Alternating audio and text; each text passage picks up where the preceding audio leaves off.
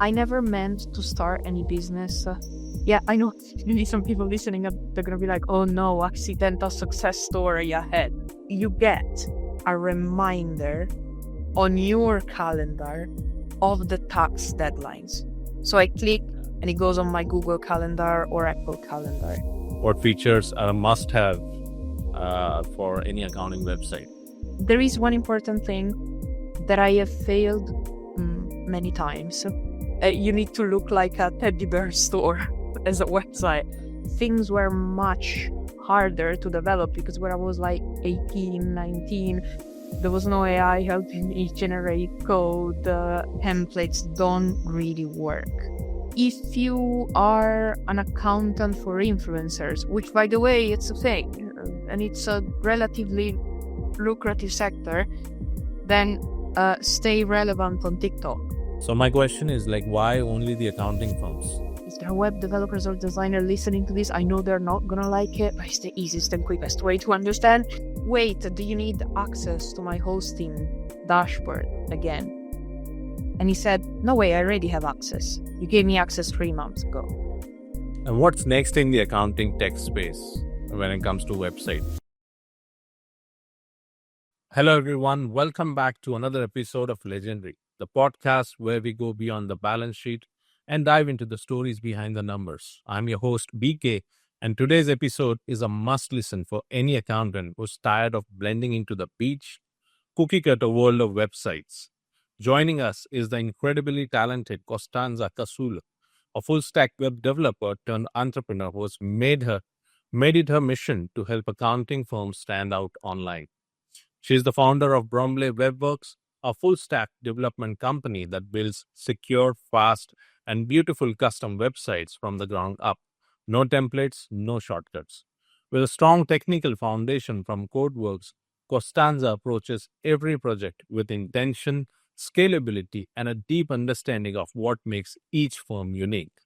Her belief, just like accounting, a great website should be custom-built, client-focused, and fully compliant. Costanza, welcome to Ledger-ndary.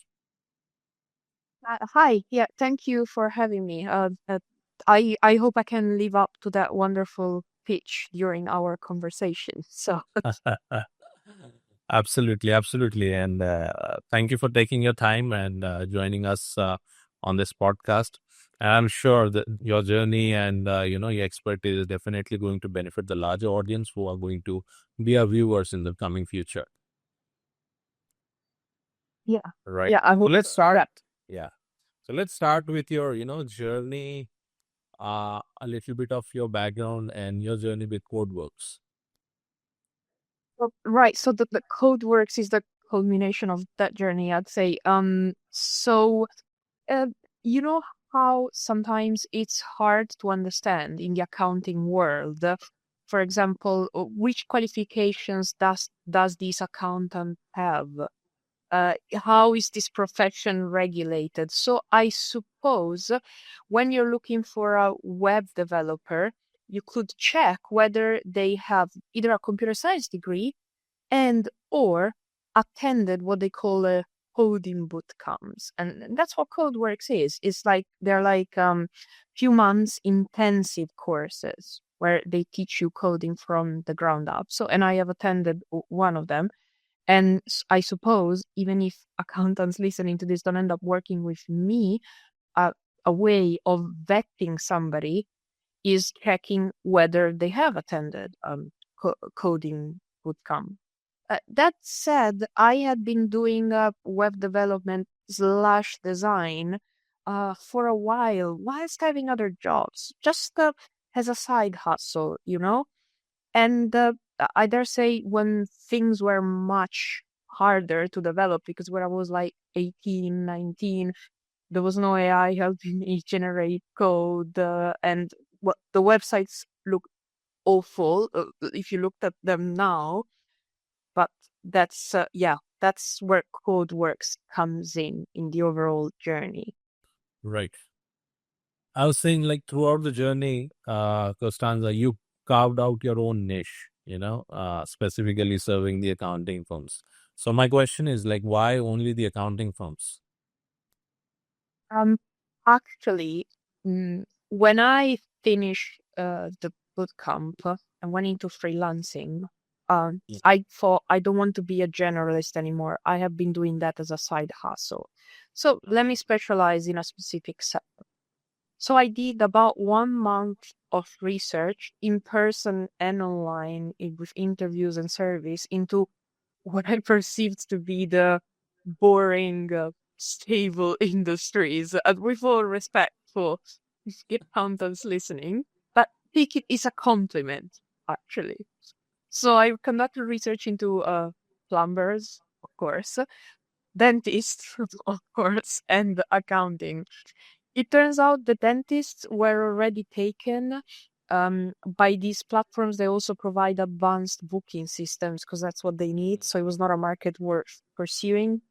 It turned out the plumbing, you needed more local connections. And at the time, I had just moved back to the UK. So then, yes, I went for the accountants after, as I said, having done 1 month of research with about 10 in-person interviews, about 12 online surveys. I validated the market. And then if you want, I can tell you my findings, but that's how it happened. Right. And honestly, that's such a thoughtful niche. Like we have been working with so many accounting firms. And the moment we come across their websites, it's more than just it's like a digital brochure. It's a one pager. There's no lead capturing, proper process. There is no lead funneling. The pages are not aligned. The content is just like you have written a blog on a website, right? And then you talk about they need to build trust, guide clients, and so it's very important they have their website right in the very first place. So can you highlight like one or two instances where the clients were very much happy about the way their website is, but then you created that awareness, and then they decided to they need this to be revamped. First of all, a one pager that loads fast and doesn't get hacked, it's already a good achievement, actually, in the first place. And it works on mobile. And having established that, to mention a specific feature I added that the client was happy with, I think that's what you're asking me. Yes, Is yes. that correct? Yes. So for example, a custom calculator that generates a quote in the form of PDF for the website visitors and hopefully prospective clients to get pricing quotes for the accountant's services. I know not all accountants will want to or need to disclose prices on their website. And in fact, such calculators works better for a solopreneur that needs to give quotes quickly, to be honest. But in this case, it did work. And you can visit 27m.co.uk. 27 literally number 27 27m.co.uk. So that's one example, I suppose. Yeah. Right. But then I'm sure a lot of businesses coming to you would be already be having websites, but they are more in a template format. Template as in a lot of similar websites are already there in the market, and even they have used a similar template, and they are promoting it online. So my question is like, what's wrong with having such websites, or what's wrong with having generate websites, just like what others are already having? Okay, so from a aesthetic perspective, from a design perspective, actually, there is nothing really wrong with that. Some plates look really sleek. They look really nice. Is then when you want to have things such as the custom calculator, or at the moment, I cannot disclose anything for the client's privacy, but I'm working on something whereby they click a button. When they click that button, um, you get a reminder on your calendar of the tax deadlines. So I click and it goes on my Google Calendar or Apple Calendar. So it's when you get to those edge cases that the templates don't really work. Or even if you are not requiring those specific things, but you just want a secure website, because if you have a big company that uses the same templates for everybody, and then just let's say there is a security vulnerability in one of the templates, then all of the websites are going to be vulnerable to it. The 100-something websites to which the template has been applied. And it's really hard to patch that on automatically. You have to go through all the websites. One vulnerability in one template, all the ones to which the template has been applied are going to be vulnerable to security, because it's also that. It's not just about the design. Yeah. Absolutely. I think it's like showing up to a networking event in the same suit as, some of the others already there. Yeah, but by the way, you are right. But just not to be misunderstood by the listener, it doesn't mean that you need flashy animation and all in pink. You need to look like a teddy bear store as a website. It means what I specified, the edge cases plus the security that comes with having control over a custom website. Yeah. Yeah, absolutely. But then, as compared to other verticals, like how are accounting sites different? What aspects, make them different, and what features are a must-have for any accounting website? Um, So let's divide the features into security ones and design and stylistic ones. So security ones, oh no, you could say, oh, but the security is important to everybody. But let's say a hacker accesses a WordPress admin dashboard of a plumber's website. Okay, maybe they're going to find the form submissions. Maybe they can mess up with the template. But let's say a plumber and a hacker accesses the admin dashboard of an accountant's website. They're going to find the link to the client portal, which is usually there. They can change that link to a casino website, as it often happens. They're going to find the form submissions, and unfortunately, a lot of clients, when they inquire, they send sensitive details through form submissions when they inquire to get a new account. That, like in the UK, the national insurance number, I think in the US it's called social security. They send that through form submissions. So it's a bit different. If I contact a plumber for form submissions, the top doesn't work. My budget is okay. The hacker is going to know that my top doesn't work. I wouldn't put my address in there, but so that's because of the sensitive data or the links to sensitive data that those websites store. And that's why it's important to protect accounting websites specifically from hacker accessing the dashboards. Right. WordPress admin dashboards, because it's the most common type of hack, and those are the most common websites. If you don't have multi-factor authentication enabled on any other content management system, you can get in. So that's how they're different for the security.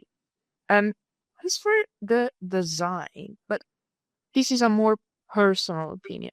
I think it's more important than ever on accounting websites to have photos of you and your team.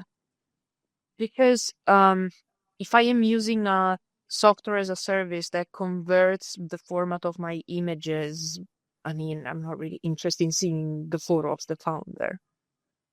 But for a profession that is based on trust, it's very important to have photos.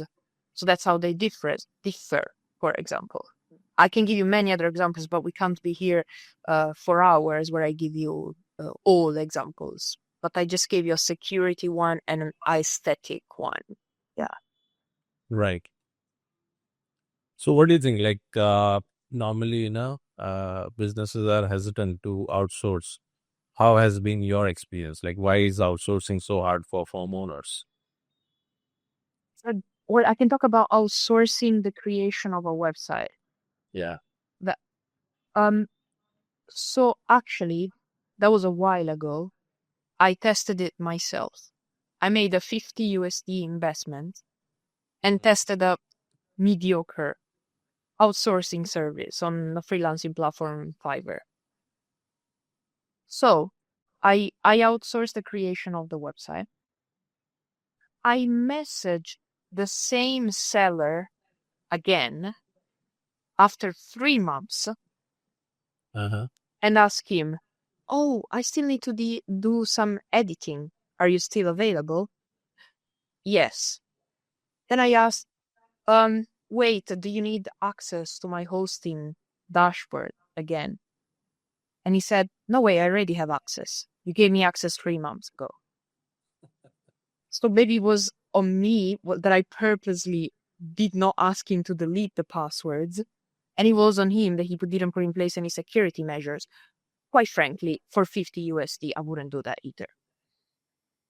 So I tested it myself. And I think that could be why accountants and business owners are hesitant to outsource, because they're like, what's going to happen to my passwords, my data?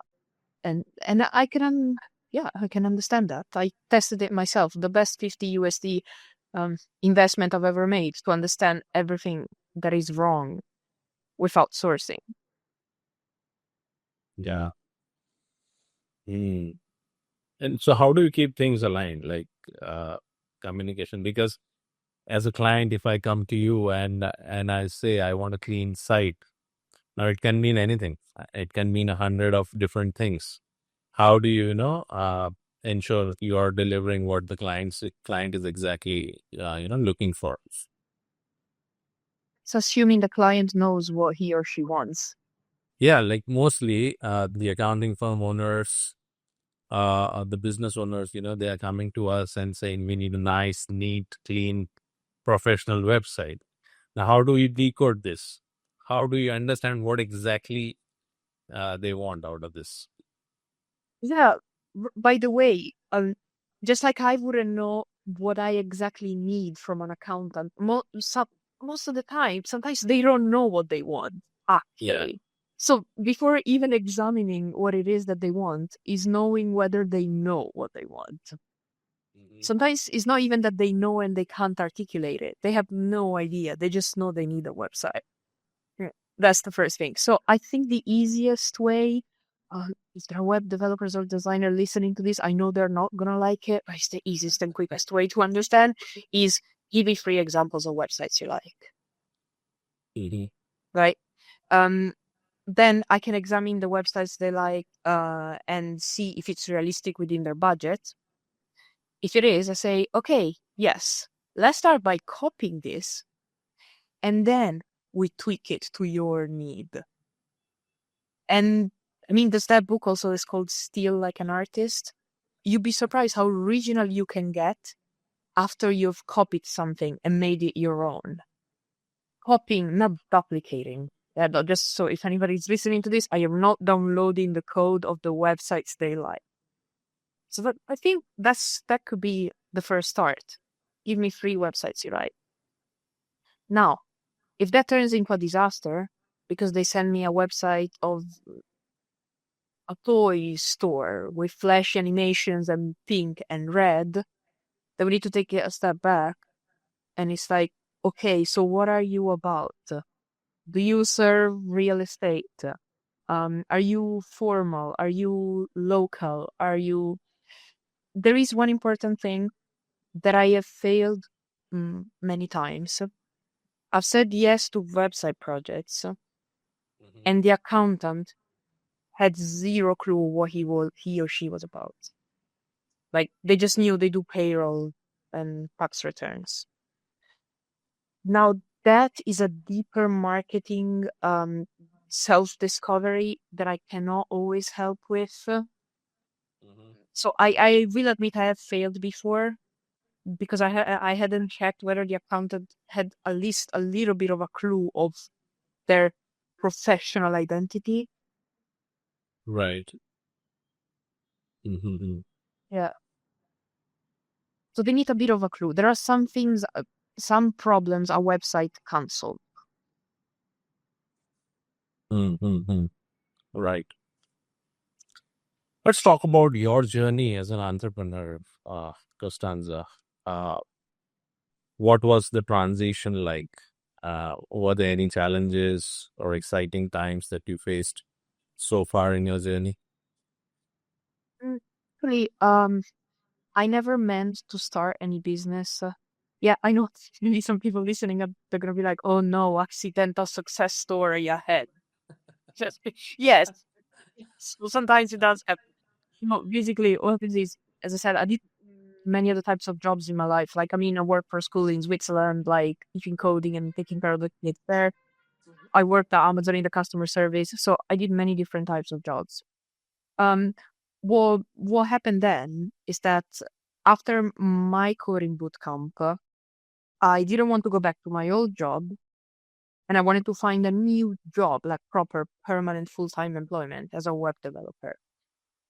I couldn't find it.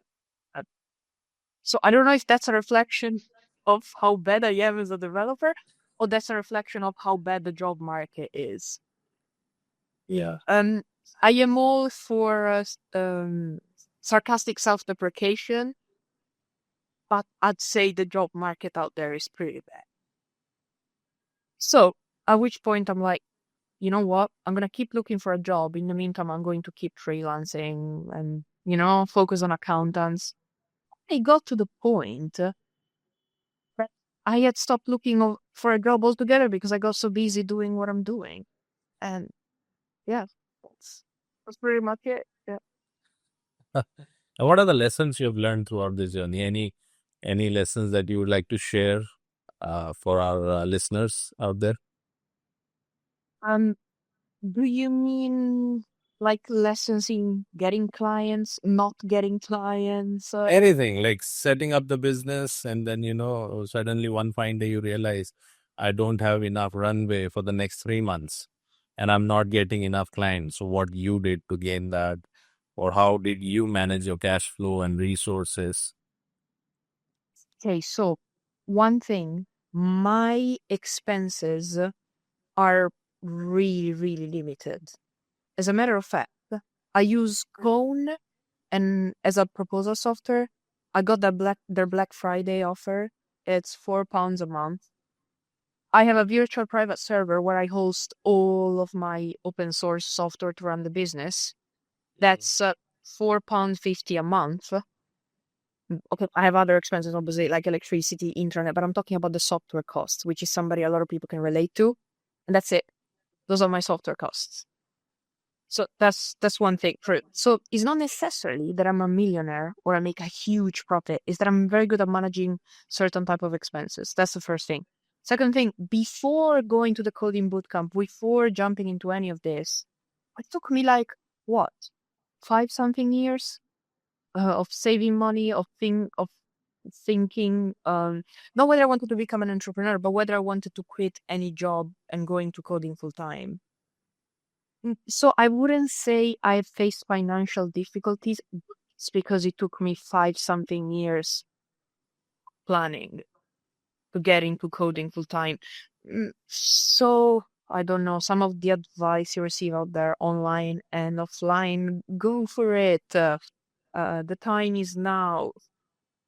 Uh, The time is when you have enough money in the bank. Yeah, I think it's as simple as that. When your bank balance is ready, you can take the leap easily. And if it's not, still you For can take, everybody. but then you'll have to look out for external investments. Yeah. Let's face it, people have responsibilities, people have expenses to cover. So, no, I'm not going to be here giving an inspirational talk saying the time is now, go for it. So, Right, right.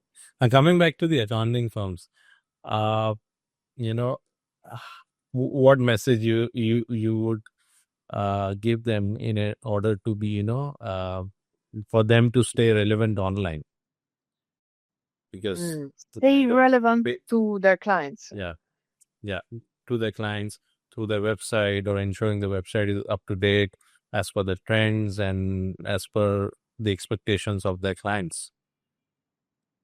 Well, the thing is, who are you staring? Are you staring? Who are you staying relevant for? That's the first question, because depending on that, then you stay relevant in different ways. If you are an accountant for influencers, which by the way, it's a thing, and it's a relatively lucrative sector, then stay relevant on TikTok and use that as your marketing channel.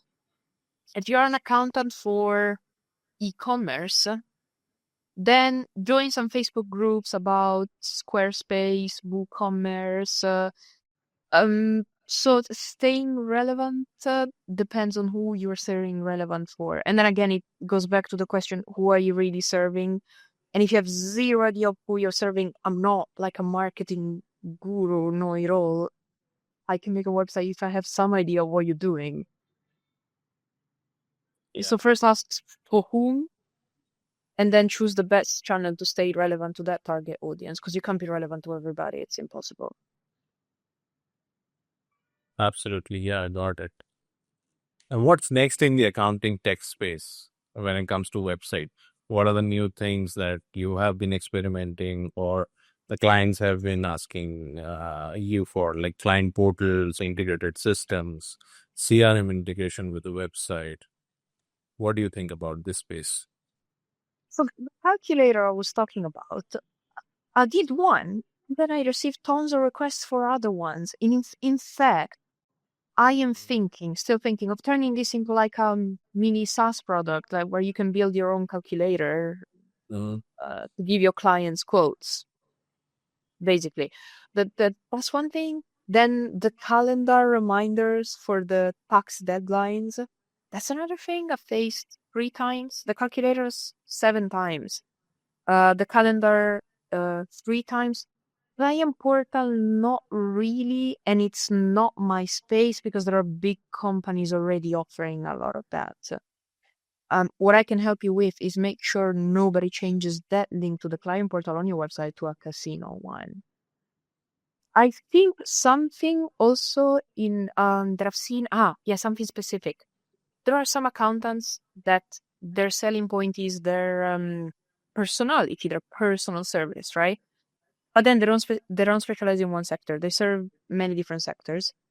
So one thing that I've been doing is basically click on a button and then like a pop-up opens. What are you looking for? And there are all the options. That's another thing, as opposed to like a list of services that you keep scrolling, accountant for medicals, accountant for sports people, for care homes. And you're like, you never get to the end. Like smart design strategies to show different service offerings at once. That's about it. But nothing groundbreaking like AI and all that stuff, to be honest, when it comes to websites. Right. Any requests you get for CRM integrations? Yeah, that's the thing. Be honest, I haven't faced any of that yet. I haven't been asked to do any of that. I'd be happy to, but I haven't been asked any of that. I don't know whether it's because CRMs are not a thing in the accounting space, maybe because they still don't integrate well with the practice management softwares. I don't know, maybe if you use HubSpot, then how are you going to integrate it with Zero? You need to use some Zapier. They're all self-made integrations for now, I think. So I think that's why. Unless somebody can recommend like a practice management software that has a real CRM in it that can be connected to a form, which means it needs to have an API. Yeah. I'm sure companies are doing it, and soon I think there will be clients coming up with these requests to you as well. The larger or the mid-sized clients who are getting a lot of inquiries and having a big sales and marketing team.